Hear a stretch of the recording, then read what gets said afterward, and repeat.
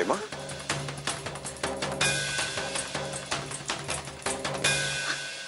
दाइमा। कुछ नहीं बेटा, बस मुझे थोड़ी घुटन महसूस हो रही है। मैं बाहर होके आती हूँ। देखा आपने जज साहब, देखा दाइमा का भी उनके साथ कोई रिश्ता नहीं रहा था, पर इंसानियत के नाते ऐसा हादसा सुन के कोई भी डर जाए, कोई भी घबरा जाए, कोई भी अपना आपा खो बैठेगा। दाइमा होने को कोई नहीं टाल सकता, भगवान के आगे किसी की नहीं चल सकती। सच तो यही है कि देवाशीष मुखर्जी मर गए हैं।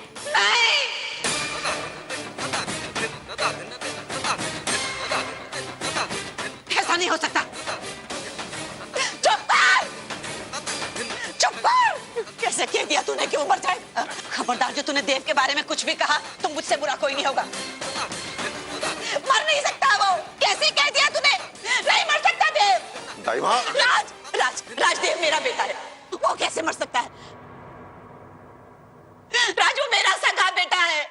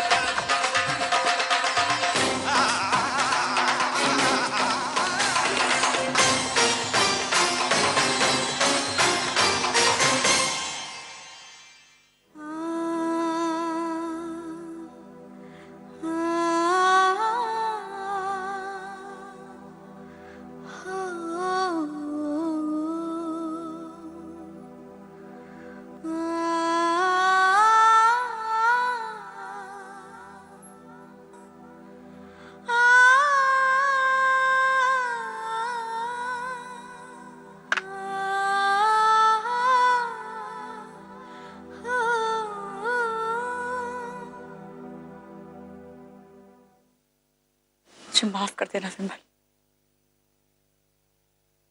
मैं अपनी बच्ची के लिए अच्छी मां साबित नहीं हो पाई। 1 साल की फीस नहीं जुटा पाई अपनी बच्ची के स्कूल की।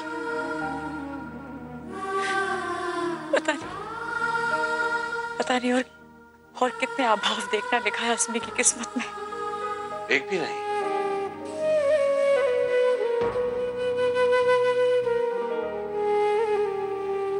हम अस्मी के स्कूल गए थे और हमने उसकी फीस वहां जमा करा दी है बेटा। ये रही रसीद और ये उसकी कुछ कॉपियां, किताबें और ये वो रंग क्रेयॉन। तो कल वो स्कूल जाएगी। लो।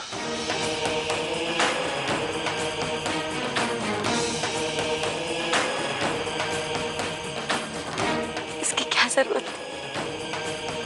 अरे जरूरत मतलब बेटा,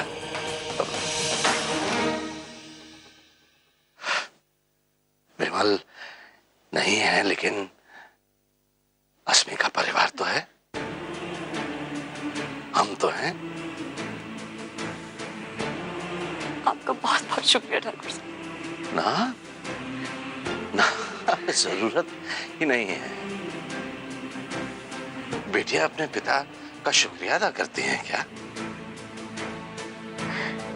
रश्मि के तो हम नाना हुए कि नहीं? हाँ, तो इतना तो कर ही सकते हैं। अरे नहीं, खुश रहो, सदा खुश रहो। Thank you. उसको मैंने हमेशा अपने आप से दूर रखा।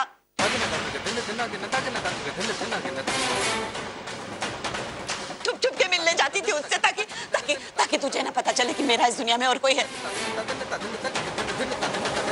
देव मेरा बेटा है। और ये कह रही है कि देव मर चुका है। और तेरी हिम्मत कैसे हो गई ये सब कहने की? कैसे कह दिया राज उसने कि वो मर गया है? मैं अपने बेटे से छुप के मिलती रही ताकि तुझे ये ना पता लगे कि कोई मेरा मौत। क्या हुआ? ये सब क्या है?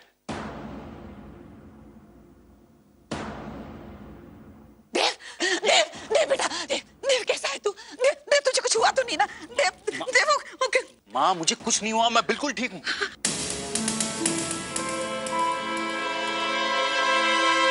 लेकिन तुमने ऐसे हड़बड़ी में मुझे यहाँ क्यों बुलाया? आपको यहाँ दाई माँ ने नहीं, हमने बुलाया है।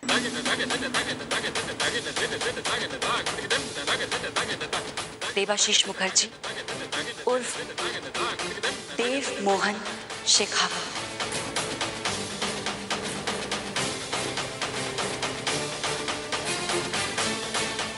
वो मैसेज तुम्हें दाई माँ ने नहीं, बल्कि उनके फोन से हमने भेजा था।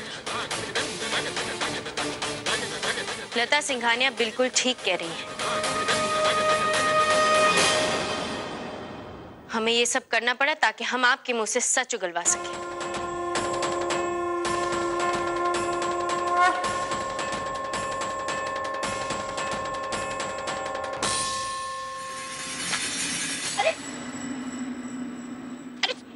रुक जाओ।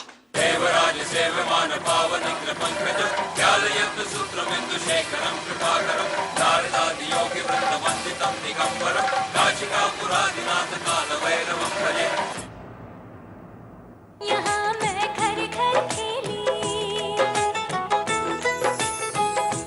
यहाँ मैं घर घर खेली। आप राज सिंघानिया को जिंदगी भर अपनी माँ के खिलाफ भड़काती रहे ताकि आप उन पर, उनके घर पर, उनके जायदाद पर हक जमा सके और धीरे धीरे सारी जायदाद अपने बेटे देव के नाम कर सके। यही था ना आपका इरादा? नहीं, बिल्कुल झूठ बोल रही है ये, झूठ बोल रही है। Order order. झूठ बोल रही है ये।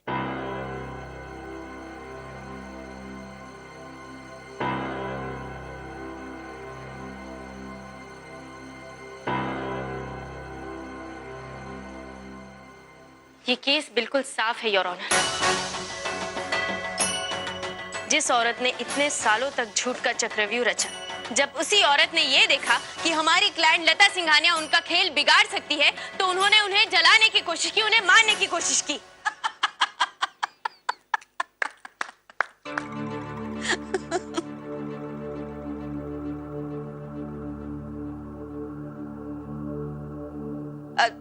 जज साहब, मैं कुछ कहना चाहती हूँ। आपको जो कुछ कहना है कटघरे में आकर कहिए।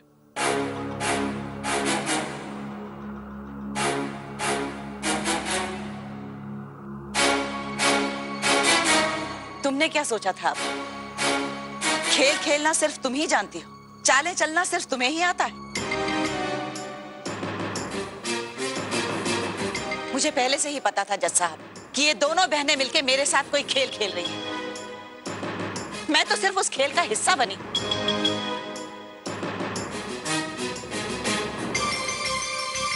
और लता, तुमने क्या सोचा था कि तुम मुझे राज के सामने कोई भी झूठ बोलने पे मजबूर कर दोगी और राज उसे मान लेगा?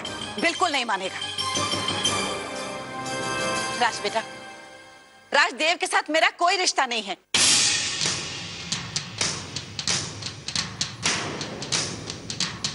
ये इन दोनों बहनों की चाल है तुम्हारी नजर में मुझे नीचा गिराने की।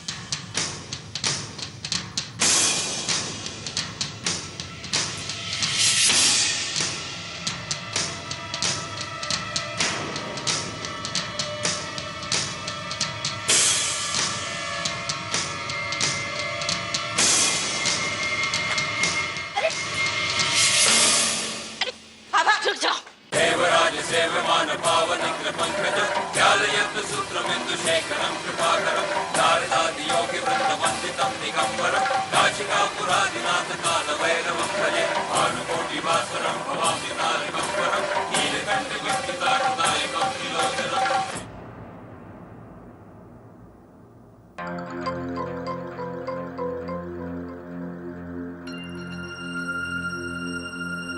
सुशांत जी, चाय।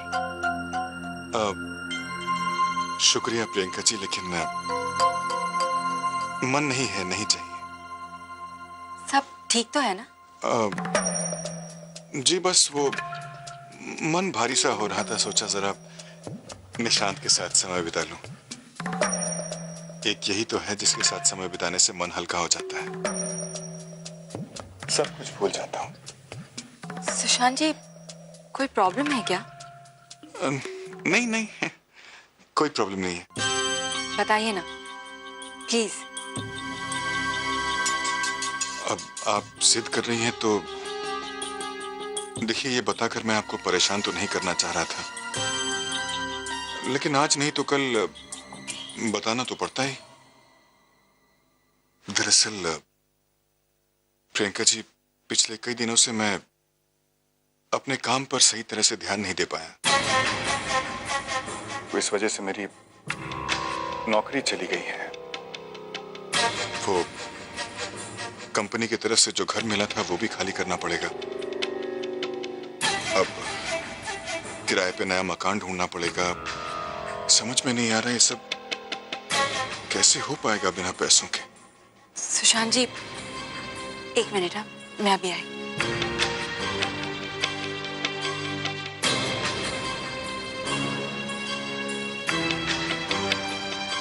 सुशांत जी, आप प्लीज ये रख लीजिए। अरे ये क्या कर रही है प्रियंका जी? आप ये पैसे मैं आपसे नहीं ले सकता। देखिए, मैं आपका लीगल एडवाइजर इसलिए हूं क्योंकि वीर मेरा सबसे अच्छा दोस्त था। आपके पिताजी ने मुझे यहाँ भेजा है, आप लोगों की जिम्मेदारी सौंपी है। मैं उनकी बड़ी इज्जत करता हूँ प्रियंका जी, मैं ये पैसे नहीं ले सकता। फिर आप और निशांत मेरे लिए परिवार जैसे हैं, मैं ये पैसे नहीं ले सकता। देखिए, ये सब देखकर आप मुझे शर्मिंदा कर रही हैं प्रियंका जी। नहीं ले सकता। तो परिवार समझ के रख लीजिए। और वैसे भी मेरा और निशांत का ख्याल रखने की वजह से आपकी नौकरी चली गई, तो प्लीज।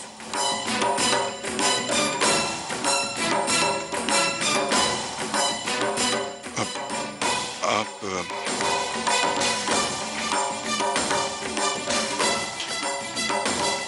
शुक्रिया।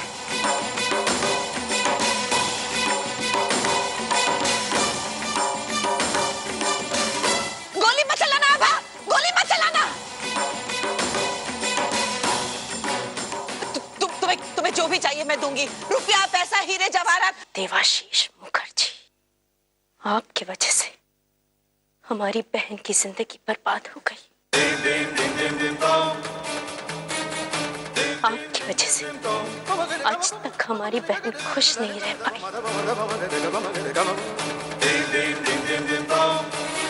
और अगर कानून आपको सजा देने में हमारी मदद नहीं कर सकता तो हम अपना फैसला खुद लेंगे। आपको जीने का कोई हक नहीं।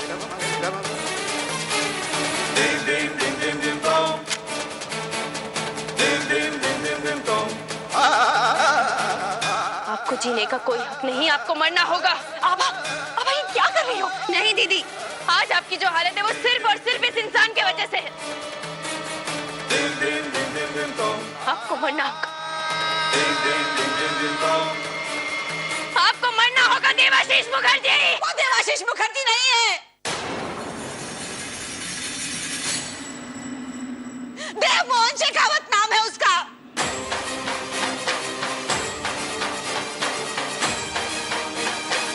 बेटा है वो मेरा।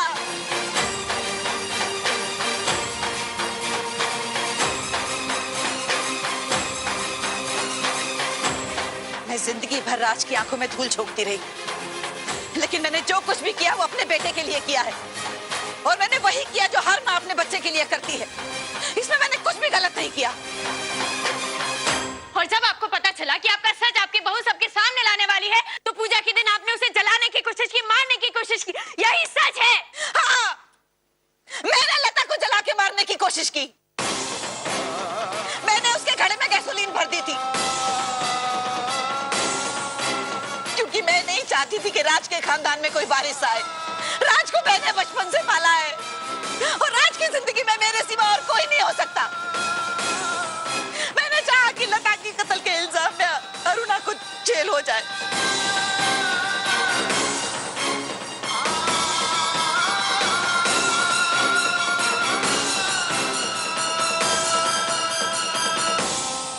और मैंने जो कुछ भी किया उसका मुझे कोई दुख नहीं है, कोई दुख नहीं है।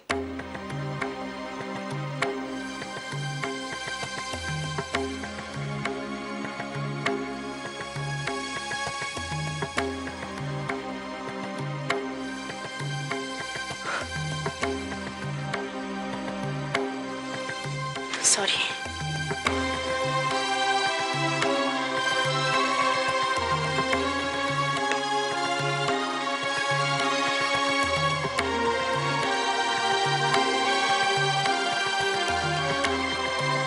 आई एम सॉरी जत्सा, हमें ये सब सच सामने लाने के लिए करना पड़ा।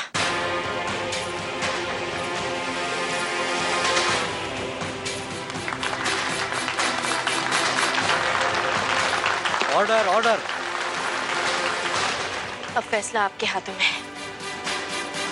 Thank you.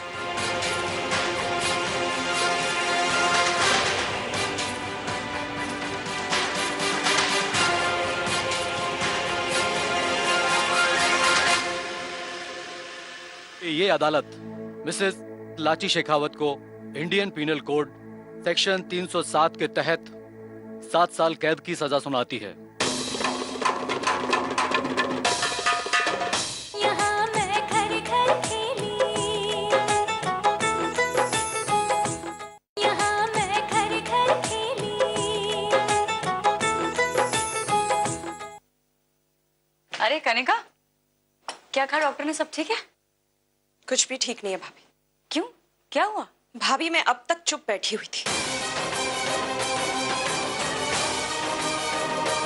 लेकिन अब मैं और चुप नहीं रह सकती। प्रियंका भाभी, आपने शैली भाभी से अस्मी के फीस के पैसे ले लिए, मैंने कुछ नहीं कहा। मुझे लगा कि ये शायद आपने निशांत के लिए किया होगा, लेकिन आपने वही पैसे उस धोखेबाज सुशांत की बातों में आकर उसको दे दिए। हाँ कनिका, दिए मैंने उनको पैसे, क्योंकि एक सुशांत जी ही है जिन्हें निशांत और मेरी चिंता है।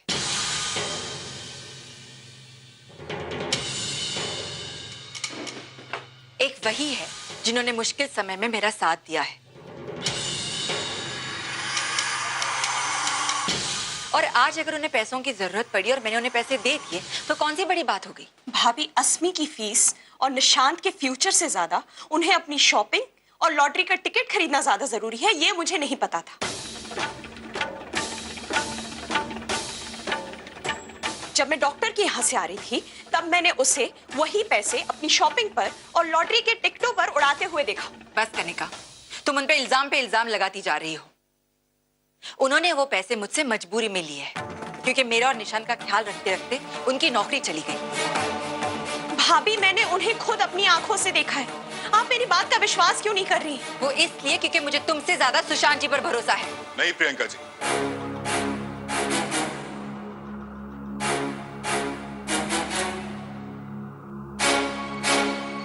कनिका जी बिल्कुल ठीक कह रही हैं। इन्होंने देखा था मुझे वहां। आपने मुझे लॉटरी के टिकट के दुकान के सामने तो देख लिया, लेकिन ये नहीं देखा कि उसके ठीक बगल में बच्चों के कपड़े और खिलौनों की एक दुकान थी। मैं वहां लॉटरी का टिकट खरीदने नहीं, निशांत के लिए कुछ कपड़े खरीदने गया था। क्या है, वीर के जाने के बाद इस घर में किसी ने निशांत के लिए कपड़े नहीं खरीदे।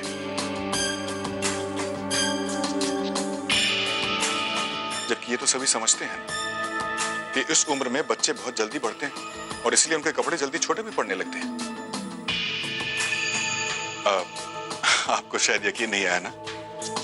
एक मिनट, वैसे भी एक बार आपको चेक तो करवाना ही था। प्रियंका जी, जरा निशांत का साइज चेक कर लीजिएगा, वरना मैं बदलवा के ले आऊंगा।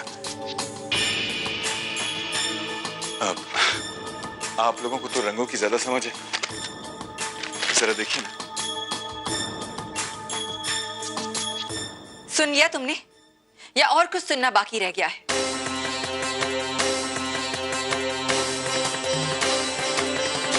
वीर के जाने के बाद एक सुशांत जी ही है जिन्होंने मेरा साथ दिया है।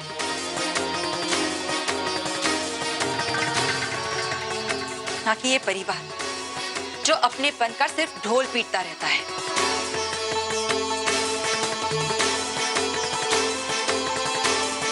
चलिए सुशांत जी। नमस्ते। तमाम सबूतों और गवाहों और मिसेस लाची शेखावत के कन्फेशन से यह साबित होता है इन्होंने लता सिंघानिया को जिंदा जलाने की कोशिश की। इसलिए ये अदालत मिसेस लाची शेखावत को इंडियन पीनल कोड सेक्शन 307 के तहत 7 साल कैद की सजा सुनाती है।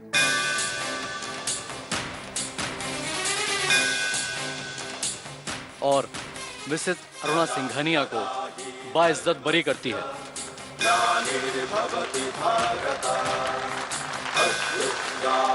The court is adjourned.